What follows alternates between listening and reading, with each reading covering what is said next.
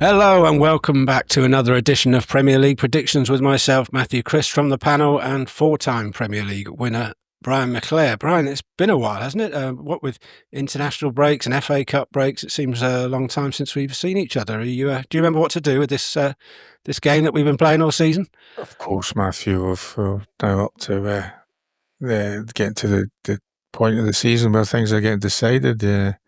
Week 30, isn't it now? So lots of people, lots of teams vying for lots of different potential success and failure. Yeah, success and failure. I mean, I think that's the best way to sum it up, really. The destination of the league title, I think we know where that's going. We have done for a while, but there's still bits and pieces to sort out. So let's not hang around any longer. It's one of those midweek rounds of games this week because of the FA Cup. So we're starting on Tuesday night in the capital. It's a London derby, and it's Arsenal who are still trying to chase down Liverpool at home to Fulham. Yeah, I mean, Arsenal had a little bit of a blip, really, and probably cost them the opportunity to chase down Liverpool after two draws and a home defeat. They managed to beat their always has been a close rival to theirs in the Premier League, but certainly another London derby, and that they beat Chelsea 1-0, which kept them actually just above Nottingham Forest, who we've spoke about several times, but a long way behind Liverpool, and it's exceedingly unlikely that the Premier League trophy, will be going anywhere else but to Merseyside. And that of course, it was their 11th goal from set pieces. They're very much a good relationship between Arteta and his set piece coach this season. Next season, though, I think they could do with someone who can score them 20 league goals, because nearly all the teams that win the Premier League have a striker or a player who scores 20 league goals. Not a great hunting ground for Fulham at the Emirates. They haven't won any of the last 20 visits. And the Fulham have scored more goals via subs than any other Premier League side. They've managed 13. And I've never finished higher than 7th in the Premier League, but I think they've got an excellent chance of beating that with the last few games to go. Arsenal 2, Fulham 0. Okay, we won't mention that you criticised set-piece coaches a while ago. I guess when it's going well, it's going well. When it's going badly, they're there for the criticism. So well, it depends on what the expectations are. I mean, for me, I think that the players should be clever enough to devise their own set pieces, but who knows? Maybe everything's taken away now from any player freedom of thought and decision making. It's all calculated, and maybe in the Premier League anyway. Yeah, not like your day, eh? Next up, we've got Wolves against West Ham. Well, West Ham manager Graham Potter was ruining a suicide chance at Goodison versus Everton that could have resulted in the second successive away win. They did the double over the Wolves last season. For Wolves, Jorgen Strand double secured 3 points at Southampton and created a 9-point gap between Wolves and the Premier League's bottom three. They have achieved a reasonable 10 points from the last 6 games. I'm going for a draw. Wolves 1, West Ham 1. Yeah, I don't think many people would disagree with you there. Two teams Wolves are probably need a couple of points to keep themselves safe, and West Ham very much looking on to next season. Now, next up, you mentioned them just a few minutes ago. It's Nottingham Forest, who are currently third in the table. Hosting Manchester United, we all know about them this season. You mentioned a few months ago that you fancied Forest for a European place, and well, I guess if they win this, they'll take a huge step towards that. Although United seem to thrive when they come up against these big challenges that they face. Yeah, United have done well in any game that they've not been expected to win. And I would think that not many people would pick them to win this particular game. It's not long ago that Forest went to Old Trafford and beat United by 3-2. Højlund and Garnacho have recently broken their long goal droughts against Leicester, but defensive injuries are mounting for Amarin and his side. United haven't scored enough goals in the Premier League this season. That's been their but also losing goals. I mean, they've scored a paltry 37 in the league. And do you know who the top goal scorer is, Matthew? Bruno? Yeah, it's Bruno. Yeah, he with a massive 8, including 3 penalties. But United are unbeaten in their last 4. Forest now have got the same number of clean sheets this season as Liverpool with 12. And this is for me being the pillar for their push for European qualification, if not qualification for the Champions League. They're a very, very difficult team to score against, and I don't expect there to be many goals in this particular game. Forest 1, Manchester United 1. Yeah, okay. I thought when you hesitated there, I thought you might put United down for a win. But I mean, there's talk of a bit of a revival with United. I think, well, they're 3 unbeaten now or something like that. But it's not really, I get the feeling it's very much a case of pressure's off and. Well, yeah, I think that I suppose several of their supporters of their competitors would like to see the bottom 3 or 4 having a better season, and therefore maybe dragging a few of those other clubs into that kind of relegation battle. That Manchester United and Spurs may well have been 2 of those sides that could have been in that. But recent games with United getting enough points, I think, to retain their Premier League status, and the bottom 3 look that you can't highlight. It's very difficult to see if and when they're going to get any more points. So that's it. You've accepted now. United are staying up. They're not going down. Well, there you go. No, they're staying in the Premier League, and I think I would imagine that their focus, apart from maybe the derby against City, will be in the upcoming European competition, because it's highly unlikely that's the only possibility they're going to have of playing in Europe next season. Yeah, agreed. Okay, next up we go on to Wednesday's games, and it's Bournemouth, a team who surprised a lot of people this year, against Ipswich, who are basically looking like they're going straight back to where they came from. Well, they certainly, with the form that Ipswich are in, I mean, they're the only team in the top 4 divisions of English football that haven't won a league game in 2025. Bournemouth have now gone actually 4 Premier League games without winning, which has sort of hampered a little bit of their European dreams, losing at home in the last game against Brentford. But however, they haven't beaten Brentford in the Premier League, so maybe it wasn't much of a surprise. Bournemouth 3, Ipswich 1. Okay, and next up it's Brighton versus Aston Villa. Well, 7th versus 9th in the race for the Champions League. With it next season, with the Premier League likely to have at least 5 teams in the Champions League next season because of the coefficient that the UEFA have come up with a couple of years ago. England sit at the top of that, and with the teams that are left in Europe continue to gather more points, it looks as though that will be the case. And also there's a possibility of up to 7, but there'll be at least 5, which is good for those teams. Brighton, for me, South American recruitment success has been brilliant. It's been perpetuated by Estupiñán and Gomez, who likely will move on, given further funds for Brighton to spend. In the last game, they picked up their first away point at Manchester City since 1982. Villa looks as if they were slipping out of the race for the Champions League until a 1-0 at Brentford, where former Brentford striker Ollie Watkins got the only goal, and only 4 points separate 6 teams in the race for the Champions League. Brighton 2, Villa 1. Okay, I won't push you for a goal scorer for Brighton, but I think I know who you might pick if I were to do that.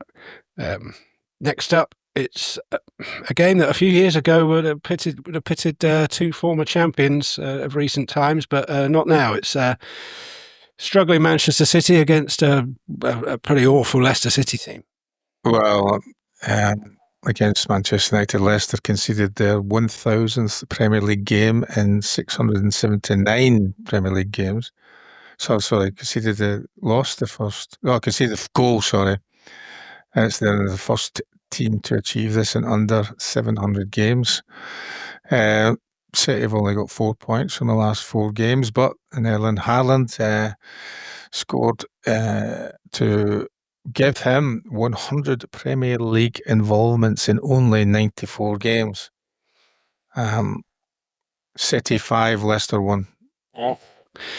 Yeah, no respite for Leicester there. Goal involvements. I'm intrigued by your thoughts on this because in the days before that existed, I mean, you it's must have assists had and all that. hundreds. Yeah, well, I mean, it would have been. But having said that, my only appearances in any videos now are for 2 assists. So Goal involvements, you mean? Yeah. goal involvements. For my only 2 goal involvements, yeah. So, I mean, it's all. There's just so many things now, isn't there? I mean, there's. I want to mention actually in the next fixture about goal involvements, So Okay, well, keep but your powder dry. I'm going for a big win, a big home win for City. Okay, well, we're going to take a quick break there while me and Brian have a quick drink and change ends and try and tally up how many goal involvements he was involved in at both Celtic and Manchester United over the years. We'll be right back after this quick break.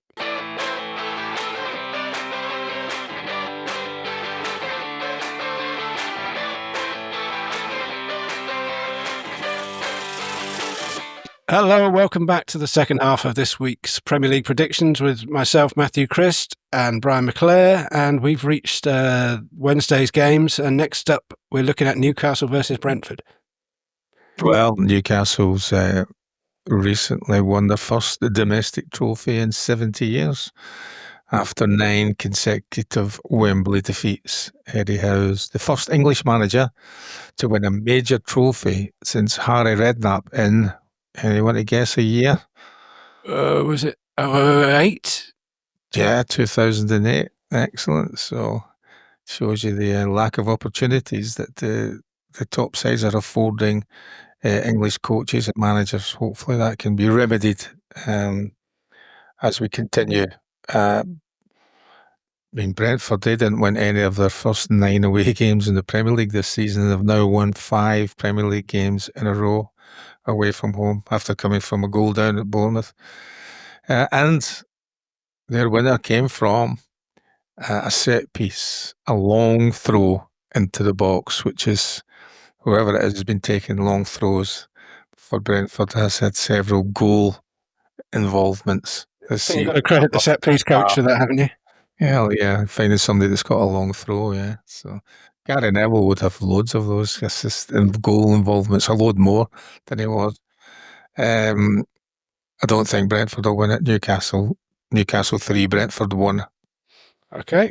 I mean, you mentioned it was first cup in 70 years. I don't know where you got that figure from because I hadn't heard that banded around for at all for the last couple of weeks. But how sentimental are you when it comes to things like this as an ex-player? Are you pleased for clubs like Newcastle winning something for a long time, or does it not bother? I think the thing for that is to see the joy in the supporters and some who go to the games all the time and other so-called celebrity fans who probably, I mean, they appeared. The celebrity fan probably appeared on the television screen more than the Newcastle dugout did.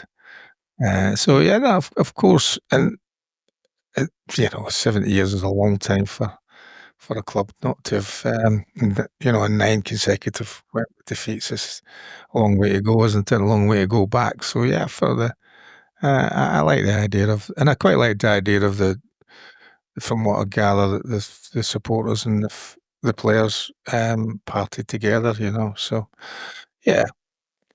Well, I was going to say you were partly responsible for that trophy drought because, of course, Newcastle were 12 points clear, and your United team chased them down in '96. So maybe this is some kind of you're at peace with yourself after that. But well, it was really Newcastle themselves who brought that to bear. United, of course, did in that. Cantona scoring goals and Peter Schmeichel being in exceptional form as got that Manchester United winning that particular Premier League season, but Newcastle was a better football team, more exciting football team. You mentioned celebrity fans there. I did see someone say that they saw Anton Deck on the screen more than Mo Salah during that cup final, which I thought was pretty funny, but probably quite accurate as well. Well, yeah, but don't discount Mo Salah from No, well, any game, you know. well, we'll come to that in a moment. But first up, before that is Southampton versus Crystal Palace. Palace have won their last two visits to St Mary's, with Eze scoring 3 in the last two of those games, including both the last time they met in the South Coast. And then, of course, he will be very much pleased of scoring for England. Southampton, along with Birmingham, Wolves and Watford, have lost 9 consecutive Premier League games at home.